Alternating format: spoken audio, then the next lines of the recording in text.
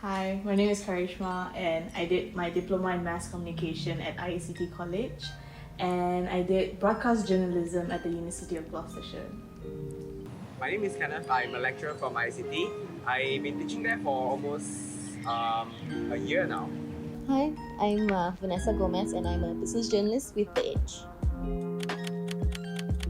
So I studied my diploma and my diploma in ICT College, and I did my degree in University of Hertfordshire, and then I continued with a master's in University of Hertfordshire as well.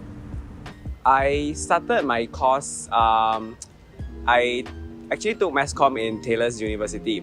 I took foundation, so that was back in 2013, I guess, 2012, 2013.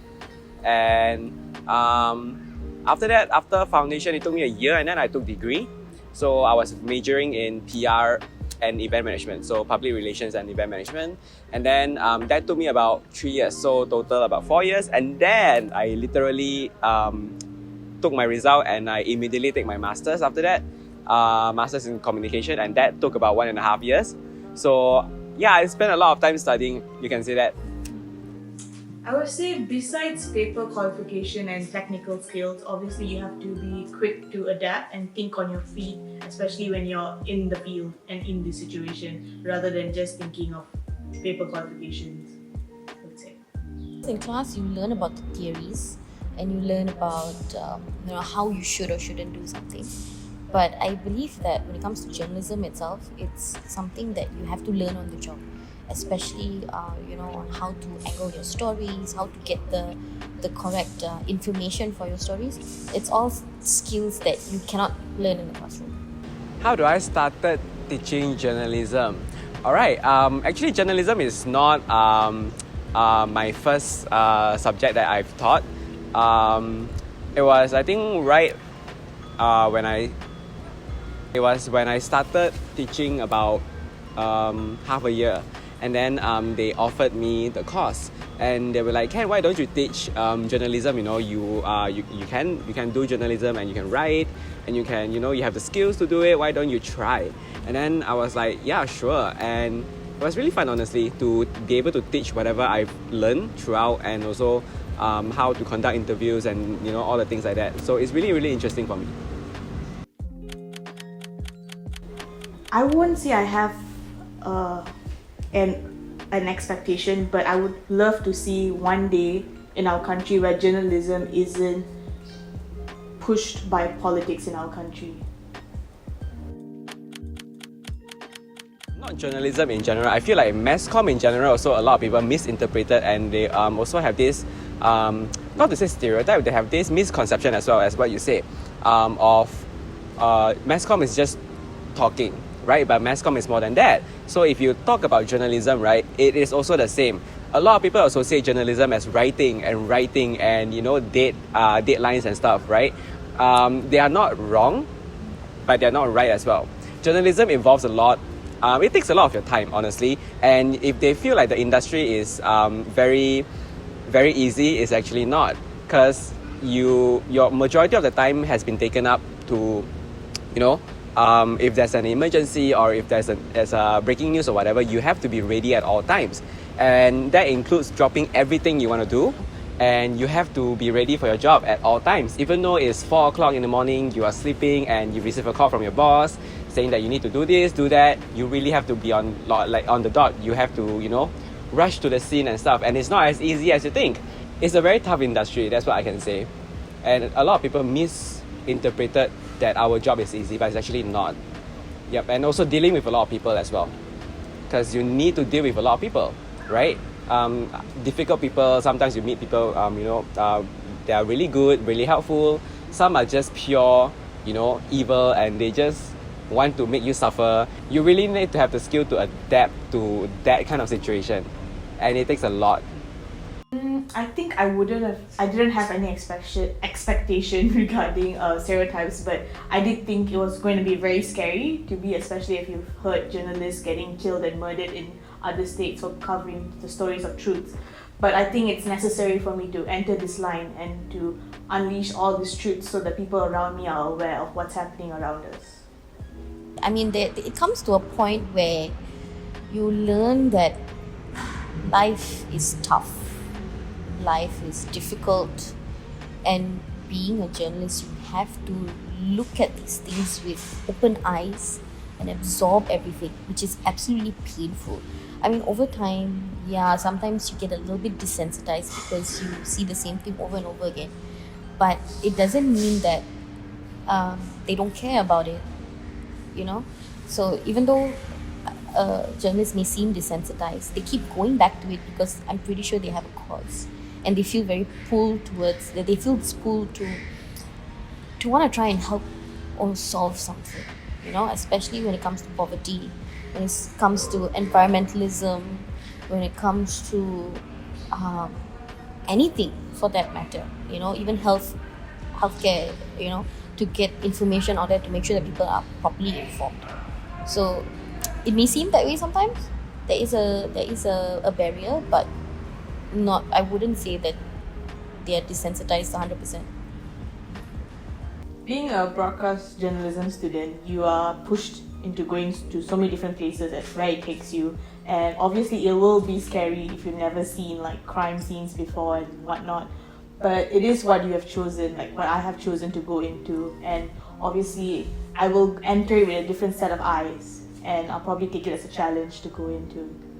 But when I started, print was still a very dominant avenue for the media. But now, even, I mean, I'm working at the edge, and even we see that there's still a very high adoption of digital subscriptions and things like that. I would say that now, because of social media and because of blogs and so many other avenues to get information from, it is tough for journalists to come up with stories that are uniquely theirs with information that is not already available out there. That means you have to really push the boundaries to try and get a little bit extra to get the readers to look at your story and look at your portal or your paper. So that's definitely a challenge. The information overload is definitely a challenge in the current landscape. Day in life of a journalist. Wake up in the morning, one eye open, scroll social media, see if there's any news, and then scroll my emails and see all the newsletters from all the different publications with the highlights, see if there's anything interesting that needs to be picked up, and if it's something super interesting, screenshot and send to my boss. Hey, I think we can do something about this, you know. Get ready. So I mean, in my company we're quite flexible with the timing. So if you come in a bit late, you leave a bit late, you know. Come into the office. If you have an interview, go for an interview and come back, start transcribing, and then write the article. I mean, it's nothing super out of the ordinary, I guess. It's just maybe a lot of research, a lot of reading throughout the day. But that's about it. But the cardinal rule is always to wake up and see what the headlines is. In my opinion, I don't think journalism is hard. The basics are basically the format and making sure you will stay within the ethical guidelines and you piece your work based on that. But obviously we all went through classes and stuff, and lecturers were a bit harsh and a bit tough on us when especially coming to formatting and the words we use. But other than that, I guess it all shaped us in a way to make greater things in the future. How do I make journalism interesting? Alright, okay, it depends on the lecturer itself, right? If you know that the topic is, you require a lot of writing and a lot of like technical stuff and theories, right? You really need to be creative to get the students' attention. Alright, that's number one. And number two, it depends on how you engage with the students as well, right? Are you engaging? And also the usage of slides and also GIF and things like that. For me, I use a lot of pictures.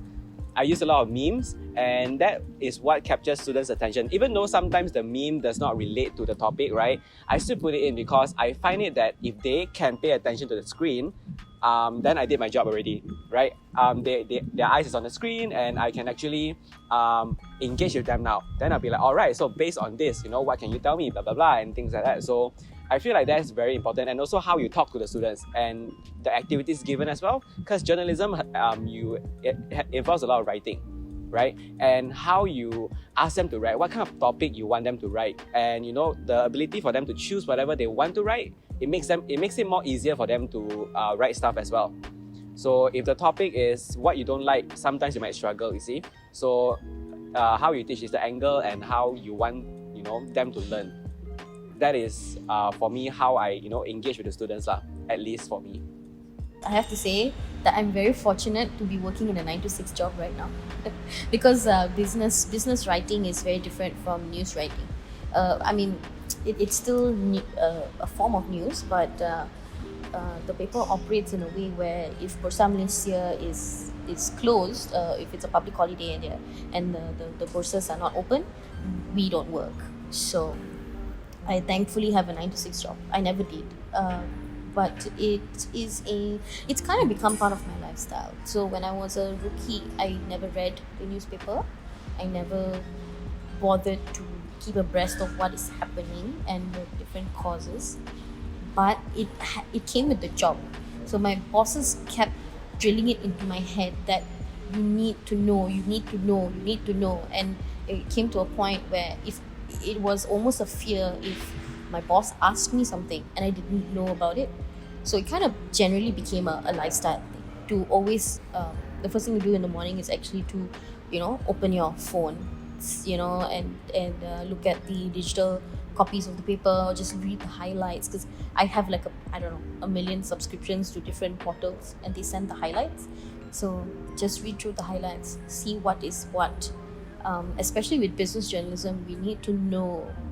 We need a global perspective, so we need to know what's happening all around the world and not just in Malaysia. So it is definitely a lot more demanding when it comes to needing to know what is happening around us. But it's become a habit.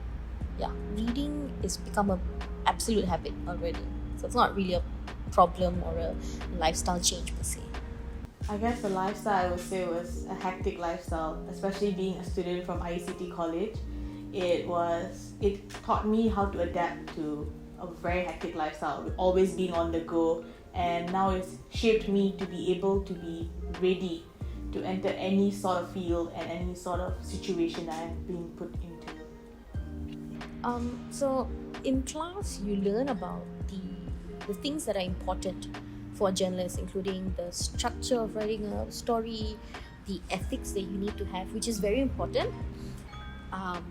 But at the same time, the real life application of these theories is really subjective, depending on the publication and the interest that you have. So for example, if the two of us went to the same assignment and it's a business launch, right? And I work at The Edge and maybe you work at a lifestyle magazine and the business that they're launching is coffee, right? So for me, when we look at the inverted pyramid, right?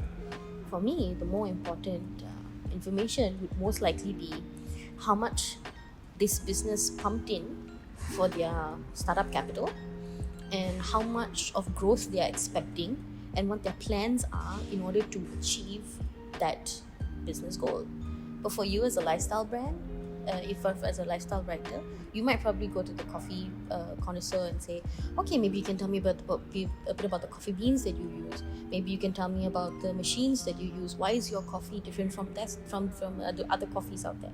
So it's all a matter of perspective and understanding your audience, understanding your publication, and these are the things that just come with experience and practice.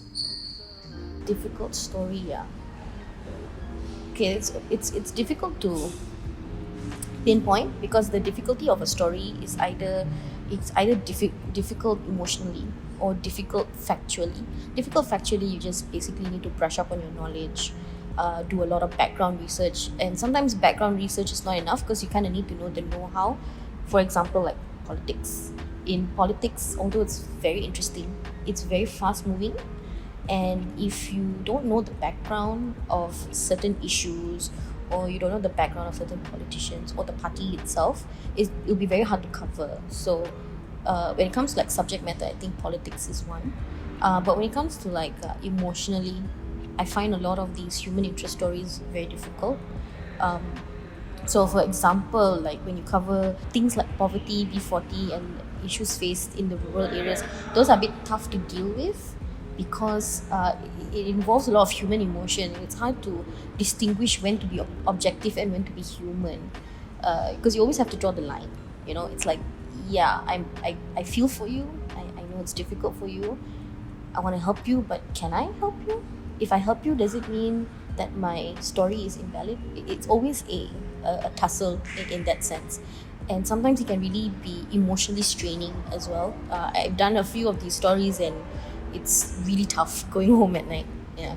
I do have one story. So I remember there's this one story I did. I think was either sometime in 2014 or 2015.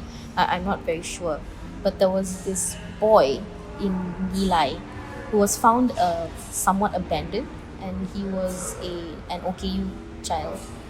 And I think the mother just kind of left him, and he was found like with feces and urine on him and everything, and he couldn't move and he was crying and stuff. And so the authorities had really taken him and were taking care of him in the hospital and everything, but I was sent to find out the backstory. So when I went to cover the story, it was actually in a set of low cost flats in Nilai, and the people there, they were migrants. So either Bangladeshi, Indonesian, Nepali, and things like that. So they did not, the minute I showed my media card, they just shut their doors, and I wasn't getting a story from them. But then there was a group of kids who were evidently very carefree, and a lot of journalists had gone there. So they were like, oh, come, let me show you. You know, they were speaking to me in Malay. They're like, come, let me show you. I know the house and da da da da. So I was just talking to these kids, and I was like, oh, did you know this boy? He's like, yeah, when we were younger, we used to play together. Then suddenly one day we came to the house and called him in. We came out of the house. And we're like, oh, okay. I'm like, did you hear him crying or anything? He's like, yeah, sometimes we hear him cry, but we thought it was nothing. Because they were innocent kids. And I remember going back to my car, feeling completely distraught because, number one, I did not get the story that my bosses had kind of instructed me to, because I was still a rookie reporter. But at the same time, when I was briefing my boss on the phone of what transpired, and they were like, wait a minute, these kids told you this? This is like, wow, it sounds like people probably ignored him or something, something happened then. So we tried to dig a little bit deeper, and I remember after I hung up, I just kind of broke down in tears because, one, I was relieved that my boss took the story, and also I was like, I cannot believe this child actually lived in that place, because when you walk past the corridor, you haven't even reached, like you walk up the stairs, it's the last apartment. From the stairs, you can smell urine. And it was really bad, and a very bad gag reflex and everything, and it was horrible, absolutely horrible. I did not sleep for a long time, and he ended up passing away a year later because of malnutrition and other complications. So that was particularly tough to cover. Yeah. I would say make sure you know what you want to do. Like, do not come in here thinking like, oh, I don't know what I want to do, so I'm just going to do mass comm. That's not how it is. Like, mass comm, you literally learn everything, like from broadcasting to graphic designing to journalism. So you have to always be on your feet and always be willing to learn new things, and which will help you in your future especially. Just knowing a niche thing is not going to help you. You need to know various things. That's what our bosses in the future who are going to want from us. They don't want someone who just knows how to do one thing. They want someone who knows how to do multiple things. So that's my advice, I would say. Like, make sure you're sure this is what you want to do. A piece of advice. I would advise a lot of people like who wanted to pursue journalism to be brave, number one, because you need to be brave in order to ask questions, and you need to be brave in order for you to have the courage, right, to go in front and ask questions and stuff. And also one of the advice is you need to know your self-worth as a journalist, because it is your job, and there will come to a time where you need to say no to certain things, and you need to do that because they're not going to say it for you. You're going to stand up for yourself, you see, and that is what I feel like is very important nowadays.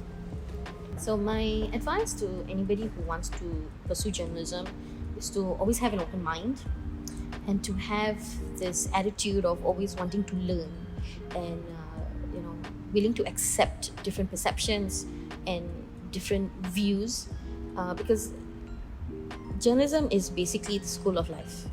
And even after 7 years of working as a journalist, I still learn something new every day, and I see different perspectives very often. And if not for that mentality of willing to accept everything around me, I don't think I would be here today. So that, I think, is very important.